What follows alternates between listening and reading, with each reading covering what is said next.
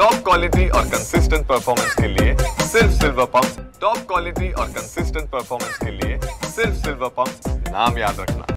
ठीक आहे, औरंगजेब जुलमी होता, महाराष्ट्र त्याचा राग करतो, त्याच्या कृतीचा राग करतोय, त्यांच्याबद्दल कोणाला आस्था असण्याचं बिलकुल काही कारण नाही। महाराष्ट्रातलं कोणी आस्था ठेवणार नाही, असे जुलमी राजा तो होता।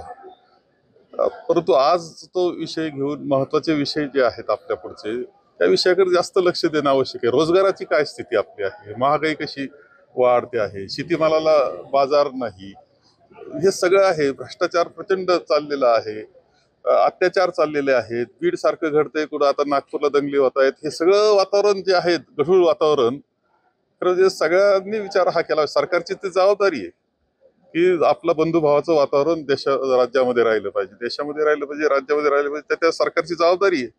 असं असताना सरकारकडून अशा गोष्टीला जर प्रोत्साहन मिळत असेल तर ते दुर्दैवाची गोष्ट आहे।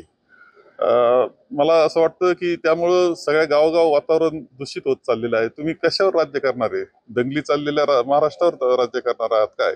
हा माझा प्रश्न आहे। का बंधुभाव ठेवणं असलेल्या अशा राज्यावर, त्या नागरिकांवर आपण राज्य करणार आहे, ही ठरवायची जबाबदारी सरकारची आहे। काय राजकारणाचा थर हा 2014 नंतर जो घसरत गेला आहे, आता त्यांनी तळ गाठलेला दिसतो आहे।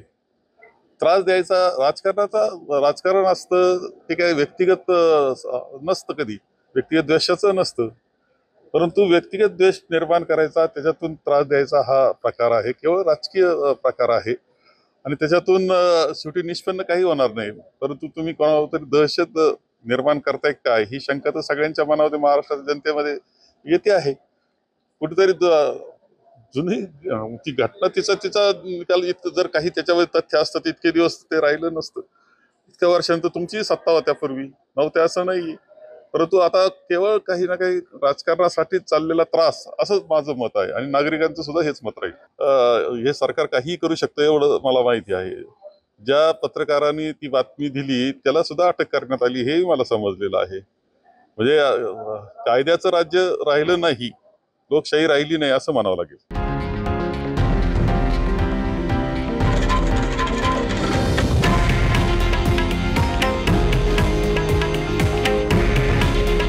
हे आहे देशातील नंबर 1 न्यूज नेटवर्क आणि आपण पाहत आहात TV9 मराठी।